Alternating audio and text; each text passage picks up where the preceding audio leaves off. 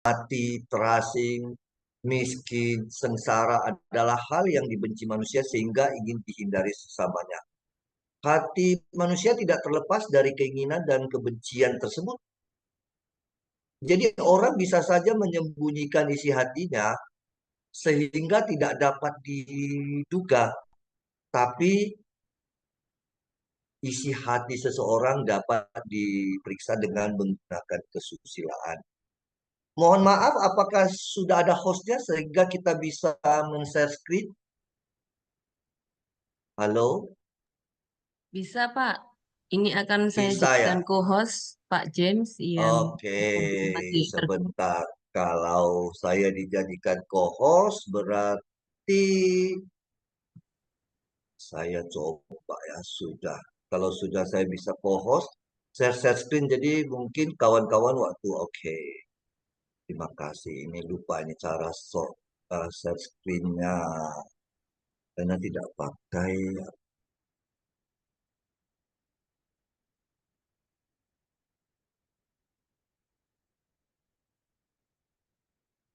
Sudah bisa melihat sharing screen saya. Sudah, sudah. Sudah, Pak Oke, James. sudah ya. Baik, kalau gitu sebentar saya posisikan yang bagus dulu. Bisa lihat. Start from beginning aja. Oke. Di dalam kesusilaan masyarakat.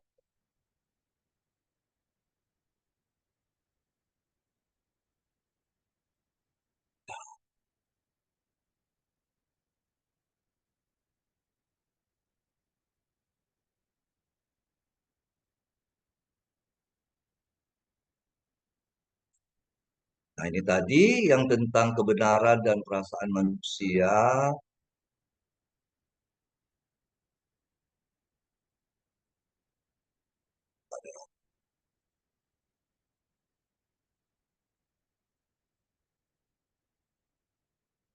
Nah, ini salah satu kutipan yang lain dalam kitab Lici katanya gini.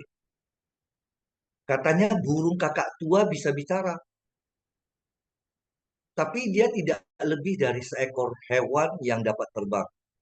Kini ada orang tidak berkesusilaan, meski kalau dia bicara, dia tidak ada bedanya dengan burung kakak tua. Jadi gini, kita menganggap orang walaupun hidup bisa bicara, tapi bicaranya tidak bersusila, tidak punya kesusilaan, dia tidak ada bedanya sama burung kakak tua. Burung kakak tua itu ngomong apa, itu karena dia mendengarkan apa yang ada di sampingnya. Kalau diajari A, dia ngomongnya A. Kalau diajari B, dia omongannya B. Dia nggak ngerti. Maka para nabi mengajarkan kesusilaan untuk mendidik orang agar ia mengerti dirinya berbeda dengan hewan. Jadi orang bersusila itu supaya dia berbeda dengan hewan. Demikian bila orang-orang mempraktekkan secara benar tentang kesusilaan, maka keteraturan akan tercipta dan damai sejahtera meliputi seluruh isi langit dan bumi. Inilah berkah terbesar bagi ciptaan manusia. Dan manusia dapat mewujudkan ini meskipun mengaku belum belajar apa-apa, tapi ia telah memiliki karakter yang mulia atau seorang cice.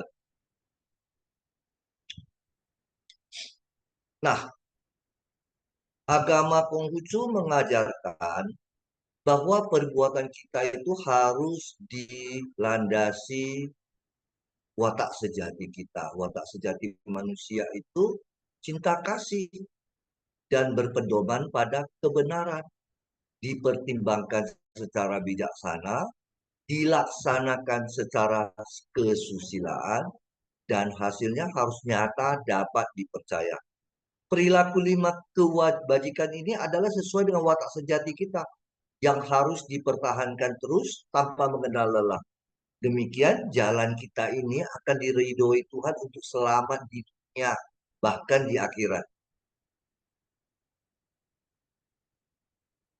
Ini sedikit tadi cerita cinta kasih. Cinta kasih ada dalam tubuh manusia. Kalau selanjutnya ya ini tadi saya lanjutkan aja. Ini bagaimana bijaksana. Orang bijaksana bisa memadukan cinta kasih dan kebenaran dan keadilan dalam perbuatannya. Tetapi masih dibutuhkan kesusilaan dalam melaksanakannya. Mengapa? Kesusilaan itu ibarat garam dalam masakan. Perbuatan kebajikan yang penuh cinta kasih dan kebenaran, tetapi tanpa kesusilaan tidak akan mencapai maksud baiknya. Contohnya, ini saya tulis contohnya sini. Kalau kita ingin memberi bantuan sesuatu kepada orang lain, tetapi cara memberikannya tidak dengan cara yang pantas, maka niat baik kita itu bisa jadi akan ditanggapi secara negatif. Bahkan kadang-kadang akan ditanggapi secara, cuma pengen sombong, ngasihnya tidak ikhlas.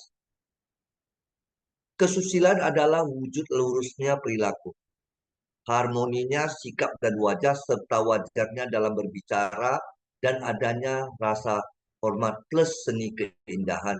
Ini tertulis dalam kitab kesusilaan. Jadi kesusilaan itu tidak semata-mata tentang hal yang benar, tidak semata-mata tentang hal yang salah, tetapi segala sesuatu yang pantas, tidak berlebihan, tidak kekurangan.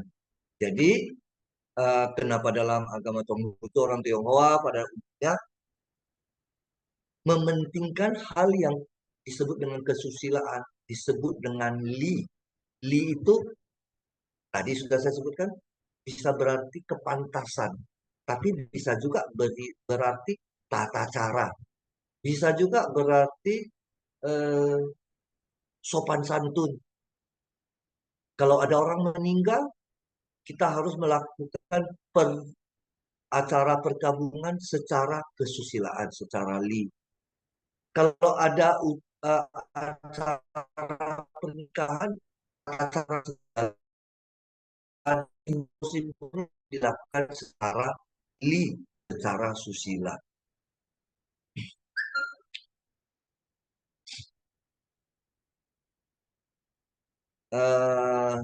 Para nabi mengajarkan kesusilaan untuk mendidik orang agar mengerti bahwa dirinya berbeda dengan hewan.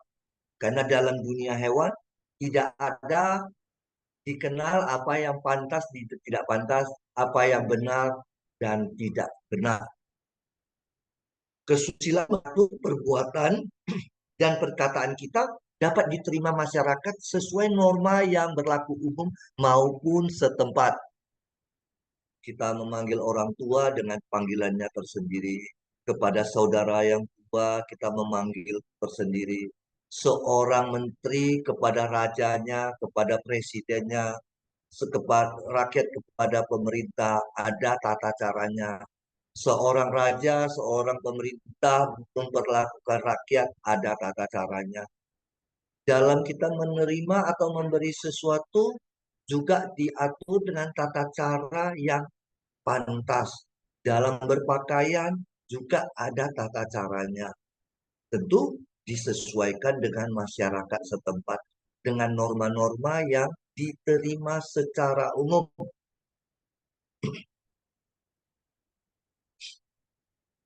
Di dalam berkesusilaan, jangan melanggar batas. Jangan meleceh, mengganggu orang lain. Membina kehidupan beragama tidak usah merubah adat kebiasaan. Jadi dalam beragama, secara agama Konghucu menjalankan kesusilaan tidak usah merubah adat kebiasaan yang ada di setempat. Bahkan ada hal-hal yang bisa kita kombinasikan. Kadang-kala dalam hidup kesusilaan itu kita perlu menimbang-nimbang dalam hati dulu. Ini pantas apa enggak? Ini cocok apa enggak? Kalau orang lain yang melakukan seperti itu, kira-kira saya terima enggak ya? Karena dalam agama Konghucu ada satu golden rule yang selalu kalau ada penceramah selalu dikutip. Janganlah kamu melakukan sesuatu yang kamu tidak mau orang lain melakukannya kepadamu. Jangan melakukan sesuatu kepada orang lain yang hal itu kamu tidak kepengen orang lain melakukan kepadamu. Jadi itu sesuatu yang golden rule yang berlaku secara universal. Nah, ini ada beberapa kutipan tentang susila. Seseorang yang berkesusilaan kalau majunya ke atas. Orang yang rendah budi majunya ke bawah. Jadi kalau orang yang memegang tata cara, seorang susilawan, itu maju ke atas, tidak mundur. Seorang susilawan mau berlomba, tapi tidak mau berebut. Mau berkumpul, tetapi tidak mau berkomplot. Bayangkan, kita mau berlomba, tapi kita tidak mau berebut yang bukan milik kita. Kita mau berkumpul, tapi kita tidak mau berkomplot. Berkomplot melakukan hal-hal yang tidak baik. Bayangkan kalau istilah berkomplot dalam bahasa Indonesia itu sudah dikonotasikan bersepakat untuk melakukan hal-hal yang tidak baik. Nah, ini yang ketiga, seorang susilawan, seorang cinca, dapat rukun mesti tidak sama. Bayangkan, kita semua bisa jadi tidak sama. Agama kita beda, suku beda, profesi beda, bahkan tata cara berpikir beda. Tapi kalau kita seorang susilawan, kita diharapkan selalu bisa rukun. Tetapi seorang yang budinya rendah, walaupun sama tetap tidak bisa rukun. Dia mau agamanya sama juga ribut. Mau yang sama-sama satu partai juga ribut. Mau sama-sama satu golongan juga ribut aja. Jadi seseorang yang baik mau dimanapun selalu bisa rukun dengan orang lain. Walaupun di lingkungan yang beda.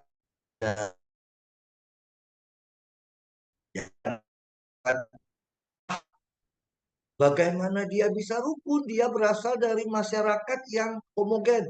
Di kampungnya itu cuma satu suku, cuma satu agama, satu golongan tertentu. Di lingkungan itu dia besar di lingkungan yang homogen, yang terdiri dari masyarakat yang cuma satu jenis. Mana mungkin dia bisa jadi seorang susilawan? Dia pasti nggak bisa rukun dengan orang lain. Belum tentu. Kalau dia sudah memiliki nilai-nilai hidup sebagai seorang susilawan, mau sampai kapanpun dia tak bisa rukun. Walaupun nanti dia keluar, dia harus bergaul dengan manusia yang agamanya lain atau apapun. Contoh yang gampang adalah bayangkan seorang masyarakat terpencil, orang Tionghoa semua di suatu daerah kebetulan gak ada kawan lain. Tahunya berkumpulnya sesama orang Tionghoa aja, sesama beragama Konghucu, cuma tahunya bahasa Tionghoa sehari-hari di singkulan. Apakah orang itu sudah pasti tidak bisa rukun dengan orang lain? Belum tentu. Kalau diajarkan tata cara, tata kerama.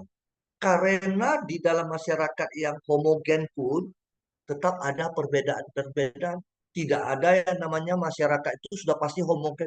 Di antara orang-orang yang sama pun pasti ada perbedaan-perbedaannya. Jadi orang yang biasa hidup rukun, seorang susilawan, sampai dimanapun dia selalu bisa mencocokkan diri untuk hidup rukun dengan orang lain. Sebaliknya, orang yang rendah budi, yang selalu tukang ribut sama orang lain, yang selalu tidak mau rukun, selalu mencari kesalahan orang lain, mau di tempat manapun, mau di tempat yang satu golongan dengan dia pun, dia selalu tidak bisa rukun. Nah, tadi ini demikian uraian panjang, lebar, luas tentang kesusilaan dalam pengertian agama Konghucu. Ini sedikit lagi, dengan terselenggaranya kesusilaan secara tepat dan benar, maka tatanan lima hubungan sosial itu pun ya akan tercipta ketertiban tanpa melanggar jalan suci Tuhan. Pencapaian keadaan demikianlah sehingga tercapainya keharmonisan hidup dalam masyarakat. Ini yang terakhir. Apa 5 tatanan hubungan sosial itu? Jadi 5 tatanan hubungan sosial itu sebenarnya ada 5 pasangan, pemimpin dan bawahan. ya, atau bisa juga raja dan menteri, orang tua dan anak, suami dan istri, kakak dan adik, sesama sahabat. Pemimpin itu berhenti atau berlandas kebenaran dan keadilan. Bayangkan kalau pemimpin kita sudah berlandas dan keadilan, menteri atau bawahan wajib berlandaskan kesetiaan pada tugas dan kewajiban. Cuma kalau pemimpin kita tidak berlandas kebenaran dan keadilan, bagaimanalah kita harapkan menteri atau bawahan berlandaskan kesetiaan pada tugas kewajiban. Itu berlaku terus itu dari ujung langit sampai ujung bumi. Dari jabatan yang paling tinggi sampai jabatan yang paling rendah. Bisa diterapkan manapun. Kalau pemimpin berlandas kebenaran dan keadilan, diharapkan bawahan berlandaskan kesetiaan dan pada tugas kewajiban. Ayah berlandaskan cinta dan kasih sayang. Seorang anak berlandaskan perbuatan bakti pada orang. Bayangkan kalau semua keluarga seperti itu, orang tuanya seperti itu, anaknya seperti itu, berbakti, masing-masing keluarga itu akan membentuk masyarakat. Anak yang biasa berbakti di rumah, yang orang tuanya berdasarkan cinta kasih, maka dia akan menyebarkan itu, menularkan itu kepada orang-orang lain. Bayangkan di satu kampung, semua keluarga itu seperti itu, maka kampung itu pasti akan bagus. Kalau semua kampung-kampung dalam satu kecamatan seperti itu, kecamatannya pasti akan bagus. Demikian juga itu. Sampai negara bahkan seperti itu. Ketiga,